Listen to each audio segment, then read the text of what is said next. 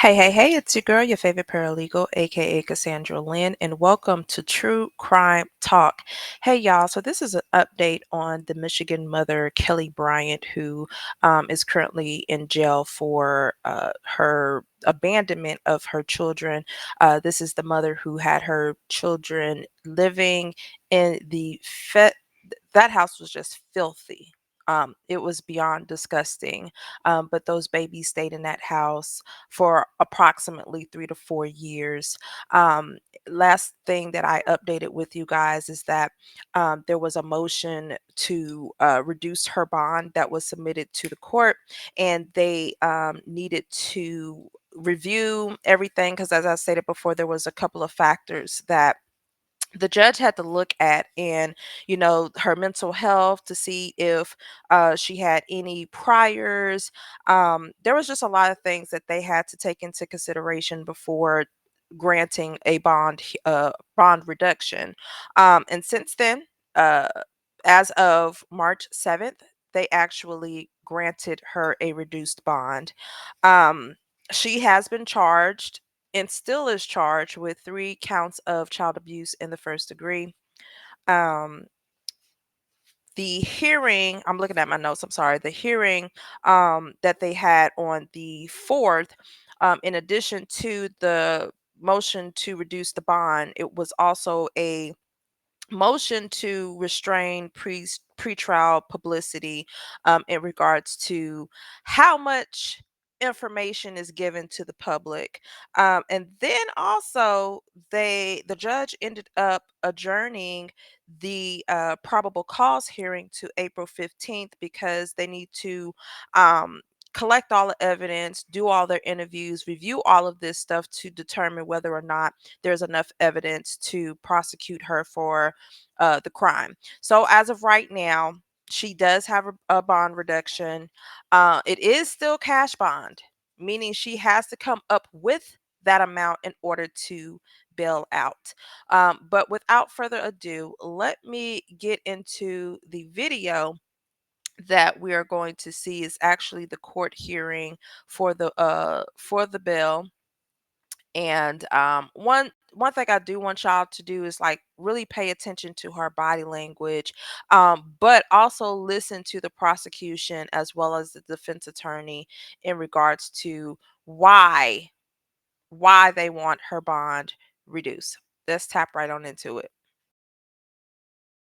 Calling People versus Kelly Bryant, case number 250216FY. Good afternoon, Your Honor. Kanika Ferenczi on behalf of the people. And good afternoon, Your Honor. Cecilia Caranago appear on behalf and with Kelly Bryant. She is present from the Oakland County Jail on Zoom, and we have no objection to Zoom, Your Honor. Thank you, Ms. Bryant. Would you state your name for the record, please? Kelly Bryant. Thank you. This is the time and date set that the court scheduled for defendant's motion to modify the bond and for a reasonable bond.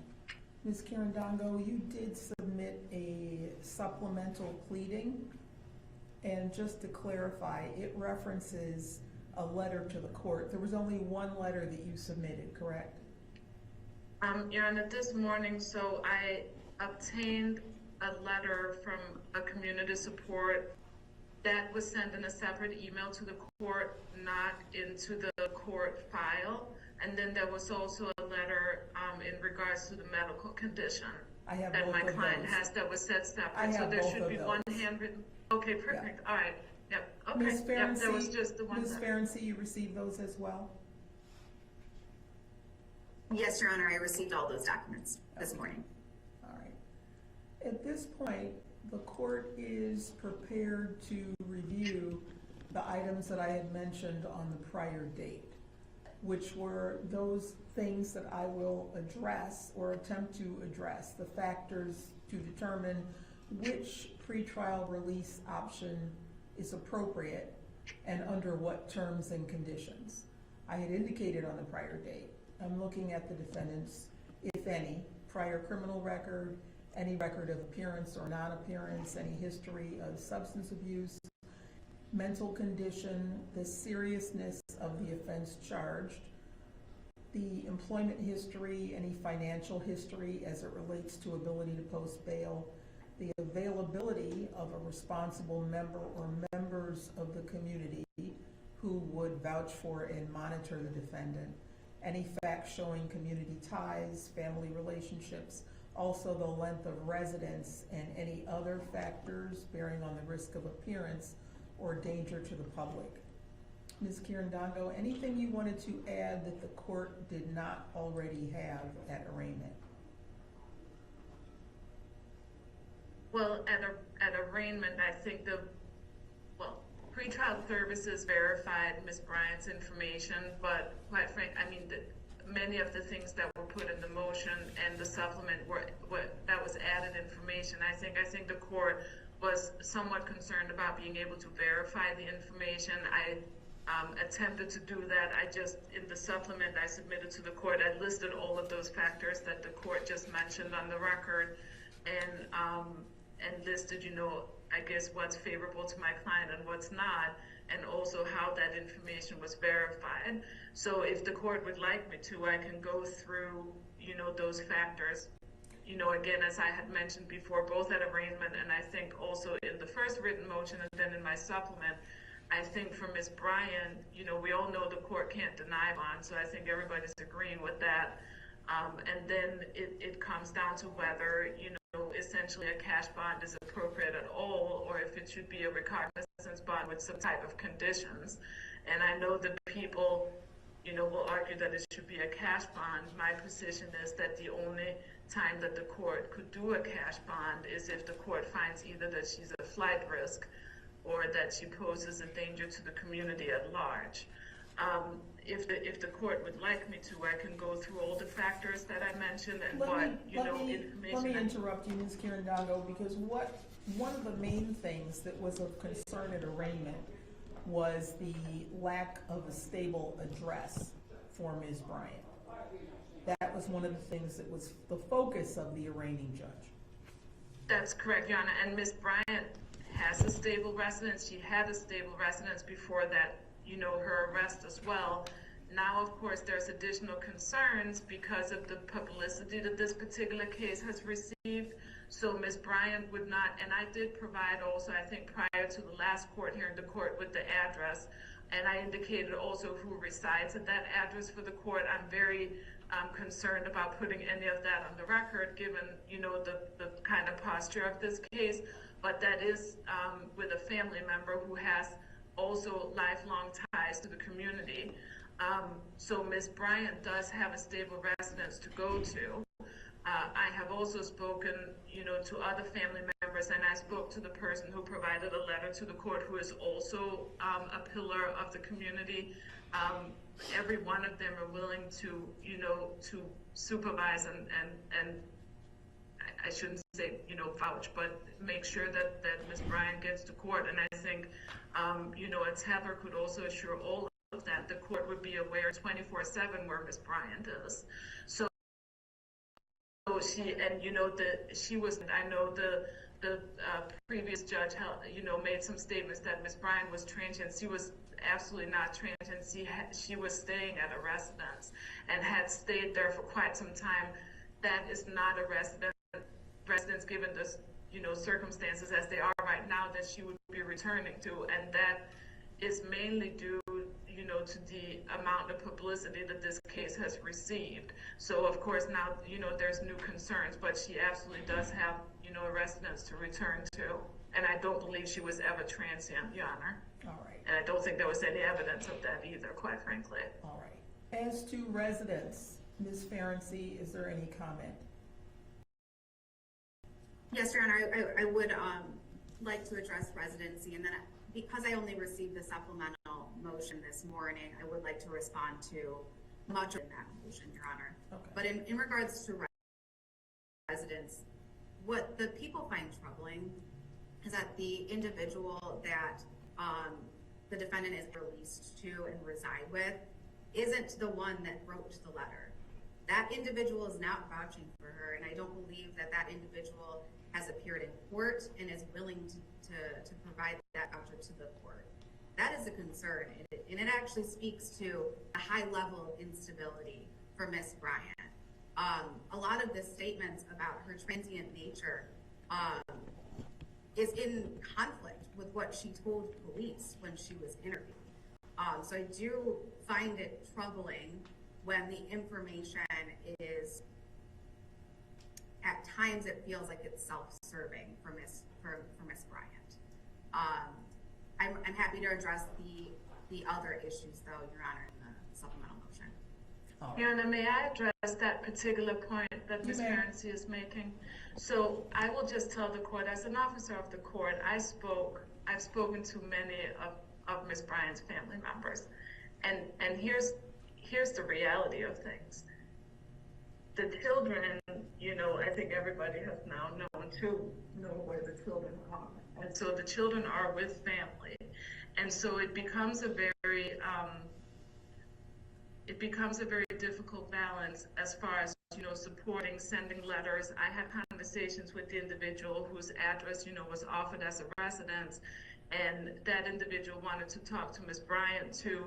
There are issues with setting up, phone accounts for the Oakland County Jail and actually establishing that communication, to be frank with the court. I spoke to that individual about a letter when she spoke to me, and again, this is, as an officer of the court, when she spoke to me, she was absolutely willing to provide that letter, but there was also just a very short amount of time in which to accomplish that, and she had requested to speak with Ms. Bryant first on the phone.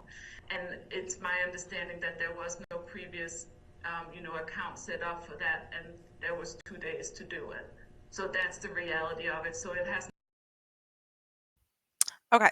I had to pause there because I know everybody is innocent until proven guilty.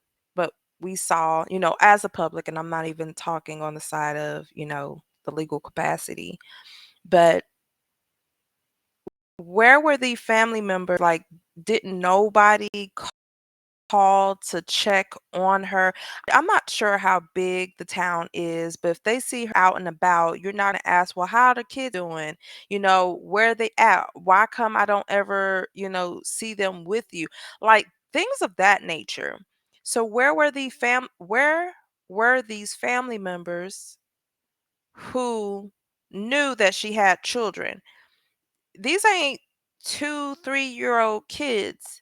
The oldest, I believe, was 15 years old. So nobody in the family ever questioned where these kids were. And now they're talking about character statements. Yes, and I agree. She may not be a danger to the community. I get it as a whole. But she is a danger to these children. Now, if they're asking for character witness statements, why would the family member need to speak with Kelly directly?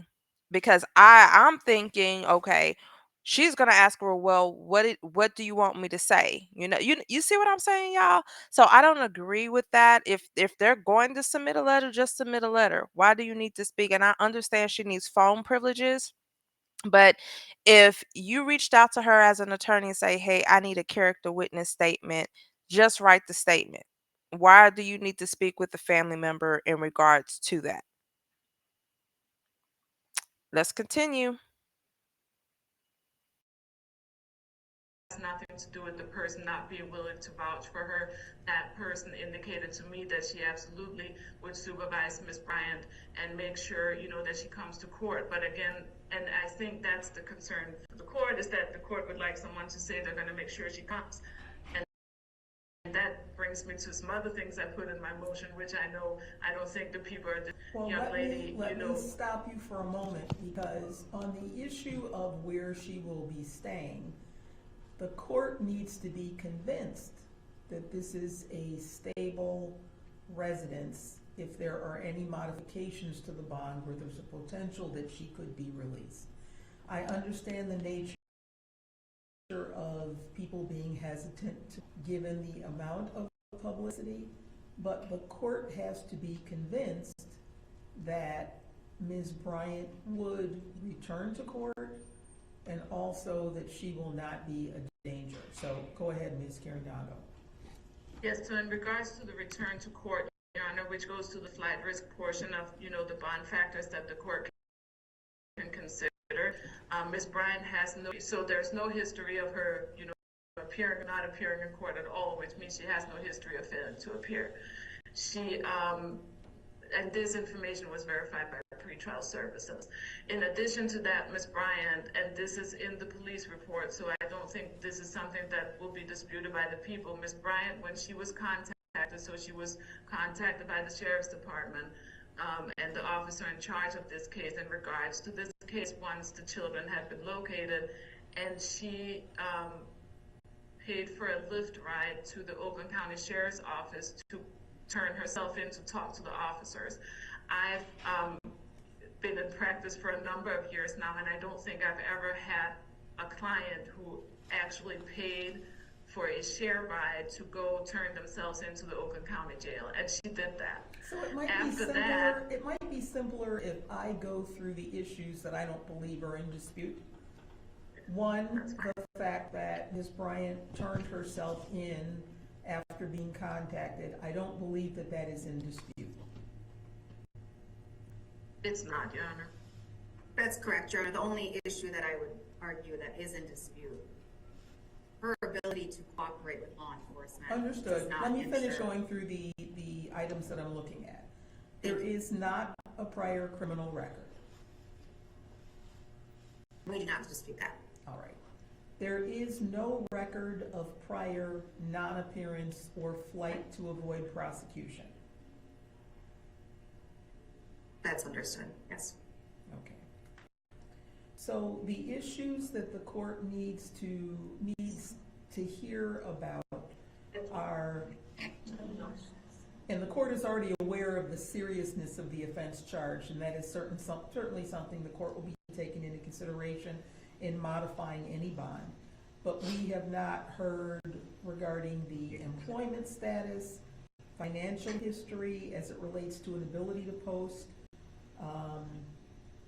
ties to the community, ties to family members, and the residency is still an issue. So, Ms. Kirandongo, if you can address those matters. Yes, Your Honor. So in regards to the personal circumstances, which I think addresses many of those issues, Ms. Bryant does have a mental health diagnosis. This is reflected in the police report, and I'll tell the court I did submit a subpoena for her records for CNS, which I noted in my supplement that that's where she was going. I gave the court the name of her case manager for treatment too. It's not enough time to get those records, but this was noted. I also believe it might have been noted in the pretrial services report. It is right now. I believe so, and that information was verified, I believe, by her father. So she wasn't receiving any medications, but she was receiving treatment. In regards to her physical health, which is one of the other considerations, I did provide the court with a letter that indicates a medical diagnosis for which she's supposed to be receiving infusions. The jail can't accommodate that. Ms. Bryant also was scheduled to have surgery, which that time has passed, but she has with which could be internal bleeding that was supposed to be addressed via surgery, and she hasn't been able to have that surgery. I again submitted a subpoena for those records. It's just simply not enough time for St. Joe's, but I did provide as much information as I could to the court on that. Ms. Bryant also, she is a lifelong resident of the city of Pontiac, which that was verified, I believe, by pretrial services. I also believe that the community support letter that I provided to the court indicates that that person is a resident of the city of Pontiac and has known Ms. Bryant since she was 14 years old. Also, her information in regards to being a Pontiac resident was verified by her father through pretrial services. I don't think there's a dispute that Ms. Bryant has lived in the city of Pontiac her whole life. She went to school in the city of Pontiac, and she's never left the city of Pontiac. So that indicates that she has strong ties to the community. I also believe that both that and also pretrial services, as well as information in the police report, indicate that she has family in the area. Her parents are here. I also indicated to the court that she has siblings in the city of Pontiac. She again has community support, which is not family, but family, longtime family friend, who appears to be an upstanding member of the local community. The court indicating that she was in support of Ms. Bryant. So she absolutely has community support.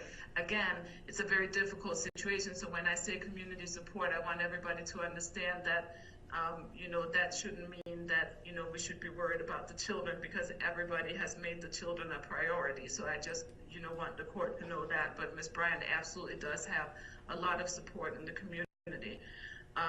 In regards to substance abuse, there's no history of substance abuse for Ms. Bryant that I'm aware. It was not noted in any of the reports, and she has not indicated to me that she had a history of substance abuse or substance use, even marijuana or alcohol. So I don't think that is something that should be of concern to the court. But again, if it was, the court could order her into testing to ensure that she's not, using any illegal substances. That's a pretty standard condition of bond. Ms. Bryant also submitted, in regards to income, pretrial services report did note her past history of employment. I noted in my supplement that she was also, prior to her incarceration, she was employed. She was paid through the state of Michigan. I could not obtain that information because it's confidential information, and it was something that was shared with me a few days ago. So I was not able to obtain verification, but Ms. Bryant did inform me of who the person at the state of Michigan that was responsible for her was, and she provided me with that name. Unfortunately, it's a very common name within the Department of Health and Human Services, so I was not able to obtain specific information. She does have a pay stub. It's at the residence she was at. I made contact with the person who resides there. They were trying to locate the paperwork for me, but they were not able to locate it as of yesterday evening at 9 p.m. She was employed, taking $100 a month. So that was what she was making at the time she became incarcerated. That amount of money a month would still make her indigent, which she's already been found to be, which goes to her ability to post a monetary bond. Oakland County appointed her an attorney because she didn't have the funds to hire one. So I think, but she did have employment, which is also something that ties into the community. I just think. As I hear this, I'm just like, I'm baffled. I get she's indigent, meaning she doesn't make a certain amount in order to, be able to pay for an attorney. Um, however, if you know and you knew that you were not able to take care of your children, you should have reached out at least to family members. These people who are doing these, character witness, speaking on her behalf, where were you at? Like, did nobody not know that she had children, 15, 13, 12, I believe? Where were you people at? Where were you people at? Did anybody say, hey, I see that you are struggling. How about you and the kids, or I'll take the kids off your hands, or something until you could get back on your feet? I'm hearing all of this from the defense counsel as far as, her not being able to make, enough, her needing surgery for some internal bleeding. I'm curious as to what the medical records is going to say. But I know that's not something that they're going to release to the public. But hopefully by the 15th of April, we'll know a little bit more.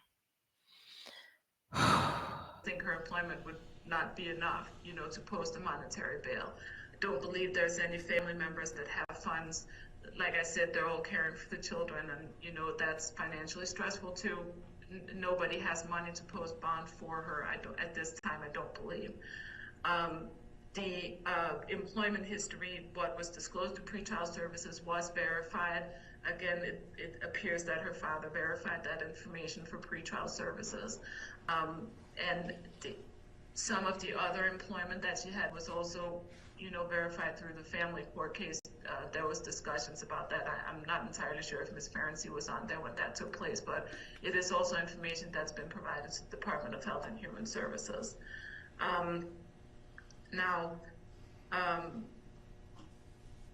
the risk to the community, that's one of the factors the court must take into consideration as well. And again, the chance of her reappearing, I wanted to just address that briefly. The court could address that by placing her in a steel cuff tether that she can't remove from her leg. The court would be aware at all times where she is. If she failed to appear, the tether would indicate where she is. But again, Ms.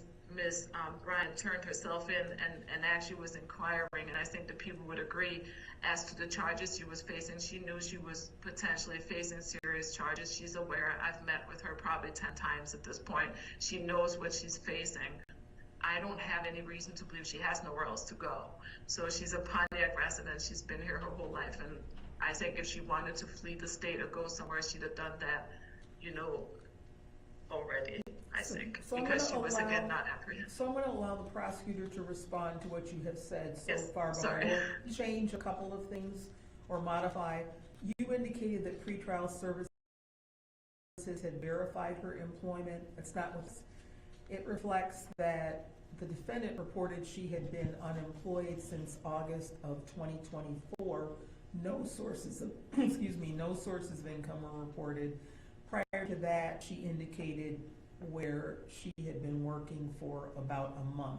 So I realize that you are saying you have not had an opportunity to get all of that confirmation, but that you have been seeking it. Ms. Ferenczi? Thank you, Your Honor. Your Honor, as the court has already noted, the allegations and charges in this case are very serious. Defendant, as the court is well aware, is being charged with 3 counts of child abuse first, and there is a very high likelihood of conviction. The people are happy to provide any facts or evidence if the court would like to hear it, and the initial guidelines call for significant jail time.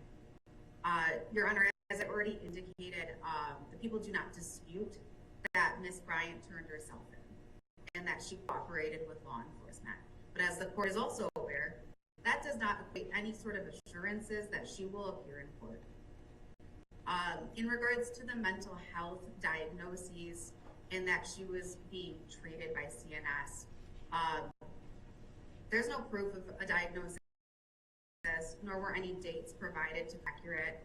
The people at this point do not believe the defendant is a reliable source of information. She has a history of concealing and deceiving, Your Honor. And without any sort of proof, I do not believe that the court can use that as accurate information. In regards to defendant's physical health, again, there was no verification of this medical condition. What was provided was a treatment plan from the clinic at Oakland County Jail. And it seems like she is receiving that treatment that is necessary at the clinic, and the clinic deems is necessary. There was an additional allegation that the defendant needed transfusions and a possible procedure, again, not supported by documentation. But Your Honor, regardless of that situation, I would be hard-pressed not to address the reason why we're here today. The reason we're here today is because defendant did not provide her own children, the victims here, with basic medical care, basic needs for years. And this irony of her condition right now is not lost on me. And it seems like she can and is being treated appropriately at the clinic at the county jail. Your Honor, in regards to Ms. Bryant's employment history, again, no proof was provided about her employment status. And as the court has already highlighted, the information that was provided has not been confirmed even with pretrial services. So again, the people do have a concern that defendant is not a reliable source of information. What the people can confirm is that Ms. Bryant abandoned her children, or the victims in this case, in an unlivable residence where several rent payments lapsed. In regards to defendant's ties to the community and the support alleged in the supplemental motion, upon information and belief, the statements that Ms. Bryant had made to the police are quite the opposite regarding her level of support. Again, she has a history of deceiving those who were attempting to support her for years. It is difficult for me to imagine that all of her beliefs about her alleged support systems have completely changed within 2 weeks of her being in custody. And honestly, it does feel self-serving, Your Honor. The letter that was provided to strengthen her community support argument was not, again, as the court has already heard, was not from the individual who she is requesting to be released to and reside with. That individual in the letter wants to remain anonymous. How is that considered a voucher or a support for the defendant? In the letter, the individual does not make any statements about how they intend to assist the defendant if she were released, and when the last time they even spoke. That individual also admits that the defendant lied about the victim's whereabouts. They also stated the defendant knew that this individual was there if she needed help, but defendant never reached out. Y'all listening to this? This is what I'm saying. How can you say that you are going to be responsible in making sure somebody, if they get out, go back to court, but when you want to remain anonymous? Two, you never offered assistance in the first place when she had these kids living in that filth. Make it make sense. This is all very troubling to the people, and it is telling about the serious instability of defendant's support and her willingness to rely on that support. No one is willing to vouch for the defendant. Your Honor, in regards to defendant's potential flight risk, the people do believe the defendant is a potential flight risk with the level of local and national attention and her lack of community ties and stable housing. Most importantly, we believe that she does pose a danger to the community, specifically the victims who are members of the community, who she egregiously and intentionally neglected for years. And one other point the people want to address, the people do believe the risk of reoffending is high here.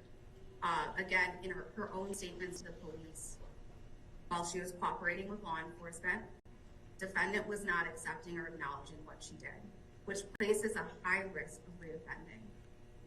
And Your Honor, our request has always remained the same. We are requesting a high cash bail, no cash surety, no 10% provision, Your Honor. All right, thank you. Ms. Kirindongo, this is your burden to modify the bond at this point, so any comments that are not repeating what you've already said, but anything else in conclusion to your argument?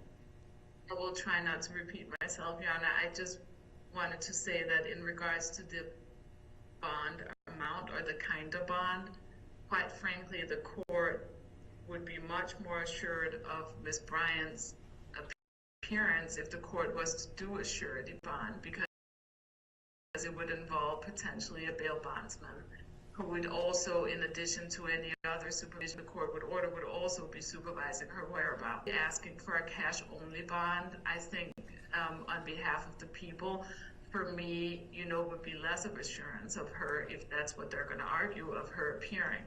A cash surety bond, on the other hand, would involve another party being a bail bondsman. That all being said, Your Honor, I think I provided a lot of specificities in the information that I provided to the court. Reality of it is that, you can't get this information in writing in 2 days. Nobody ever has that information when a person is being arraigned at, first arraignment date. And, again, given the level of attention this case has received, it's been difficult. The person signed their name to a letter, so the court knows who this person is. And I think everybody can appreciate, given the level of attention this case has received, why people don't want to show up on screen here with all the cameras and the news. And, I don't think that that's anything that would be abnormal. That being said, I think if the court was to follow, again, Ms. Bryant's bond, I don't believe should be a cash bond. It should be a recognizance bond with conditions, which as I indicated, could include a steel cuff tether, pretrial supervision, mental health treatment, drug screens, and all of those things would assure her reappearance and would also assure that the court knows where she is. So I'm asking based on that, and I think, in regards to reoffending, we know who the complaining witnesses were. I don't believe there's any risk of reoffending. The children, again, would not be in Ms. Bryant's care. All right, thank you. At this point, the court did set this for a separate hearing in order to review whether there should be a modification of the bond. And as I indicated, the party seeking the modification had the burden of going forward with this. So the real question for the court is there a substantial reason to modify the original bond as set? Now, the purpose of the bond and pretrial release conditions are to ensure the defendant's return to court and also the protection of the public and alleged victims in the case. The purpose of the bond is certainly not to punish. Even though this is an extremely high impact case, there is much interest in the outcome of this case and in the bond. So, but the law is very clear that with certain exceptions, a criminal defendant is entitled as a matter of constitutional right to have a reasonable bond or bail established for pretrial release. Cash bond is permissible if the defendant's appearance or the protection of the public cannot otherwise be assured. The court recognizes that this bond review hearing was set in a fairly short period of time, and some of the information that I requested according to could not be provided within this time. I'll also note that the principal charges in this case are felonies but not strictly assaulted crimes under the court rule. So at this point, I have reviewed all of the factors that the court is to take into consideration in determining the proper bail. The court has also reviewed the pretrial services report, and in that report, there was still a question as to the residence. However, for purposes of going forward, we will use the address that is listed on the complaint and also in the pretrial services report. In terms of the mental health concerns, the court will address that as a condition of bond. I am still not satisfied that the court can at this point say that there is a guarantee of a return to court. The defendant has not been a flight risk in the past. However, the potential penalty in this case is quite high given the nature of the charge. The protection of the public and the victims is also a concern, and I do share some of the concerns that were mentioned by the arraigning judge in terms of the defendant's potential to reach out to the alleged victims, the children in the case, to try to influence any testimony, and I'm going to deal with that issue. So I realize that there may be a need to do further review of the bond, but I do find that the court has an obligation to set a reasonable bond, and the current bond amounts to a denial of bond. So what I'm going to do is modify based on the information that we have that is verified. So I'm going to modify the bond in this case. I'm still requiring a cash bond for purposes of ensuring that the defendant returns to court to give further support to protection of the public and to prevent reoffending. But I'm going to reduce the bond to a $50,000 cash bond at this point with the following conditions. The defendant will be on pretrial services supervision.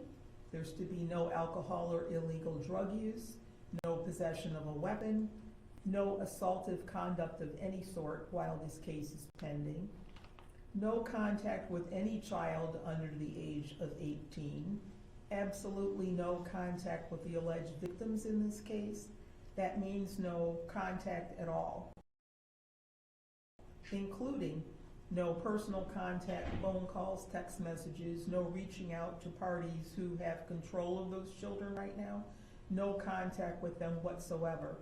I am going to confinement electronic monitoring device. The defendant may not leave home except for medical emergencies, court appearances, court-ordered testing. And if employment can be verified, it is not verified at this point, then seeking and maintaining employment. But at this point, that has not been verified. So I don't want there to be any confusion in indicating that the defendant can go to and from work. We need verification first. Any other travel will require permission of the court. No return to the address of the alleged incident. No return to the address of the alleged victim. Any changes of address would have to be provided to the court within 24 hours. Those would be the modifications to the bond at this point. Any questions as to what the court is requiring?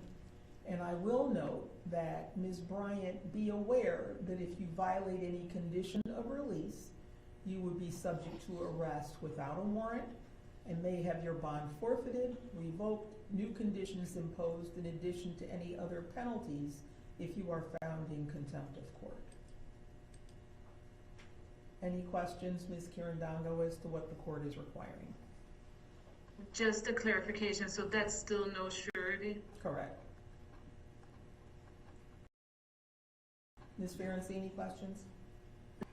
And if, Ms. Kirandongo, as further information is received, I know you have subpoenaed some information,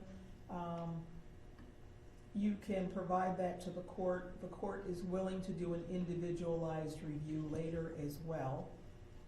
And also, if I did not indicate, a mental health evaluation and following any treatment plans as a condition of bond, since mental health conditions were reported. So she would be able to leave in order to get that accomplished, I'm guessing, correct, even though it's not a medical emergency? It would need to be a separate, I think, exception to the home confinement. That would have to be something that pretrial services will be further involved in. Thank you, Anna. All right. Thank you. Ms. Ferenczi, any questions? No, Your Honor, thank you. All right. The next court date is scheduled for April 15th at 2 p.m. That will be on Zoom. If there is a need for some other review, I'm confident that the parties will raise that by motion. Yes, Your Honor. All right. Thank you. Alrighty. So y'all heard it. Her bond has been reduced from $250 million to a more reasonable bond of $50,000. It is still a cash bond, meaning that she would have to come up with $50,000 in order to get released. If and when she is released, she will have a monitor. She cannot have any contact with any children under the age of 18. She cannot have any contact with any family members who are currently in possession of the children. She has to go through a mental health evaluation during the time that she is out. But most importantly, as Judge Walker stated before, the main concern is ensuring that she had a stable um, place to stay. So that way they can track her to ensure that she would show back up to court. And the next court hearing is April 15th. Um, I believe that the defense attorney, I don't know if she was trying to get a bond of like 5K or 10,000, but I don't know. I really don't know. I think this is fair. As the judge stated, these are felonies. These are first degree felonies. Now, they're not assaults, but they are first degree felonies. So they do have a hefty sentence for each count. Um, I don't think that Kelly was too happy because at the end of the day, do you have $50,000, laying around in order to get yourself out of jail? They did mention that the family members did not have this type of money. So I don't know. The only thing we can do is just kind of sit and wait to see if she bails out. But my concern just goes back to the people who tried to speak on her behalf, like everybody knew, or those who were around her should have known that something was not right. Somebody should have known that she wasn't, in possession of her kids, because I don't care. My kids, they're homebodies, but we go out, we go places. People ask me about my kids, and I'm sure some of you have kids as well. They'll be like, "Hey, how such and such doing?" So it's just very, very weird that, you have people that are vouching for her, but yet they did nothing for the kids. But y'all let me know what y'all think about this. As I stated, I hopefully I kind of, broke down what the difference between a cash bond is and a surety bond. Surety, that's where you go through a bail bonds, and the bail bonds person, is is responsible for ensuring that you show up to your court date. If you do a cash, that means, okay, you are responsible. You are responsible, but they did say whoever she's living with will also be responsible to ensure that she comes to court. So y'all let me know what y'all thoughts is on this. Don't forget to hit the like button, definitely subscribe, and until then, you all be blessed, and I will catch y'all in the next video. Bye.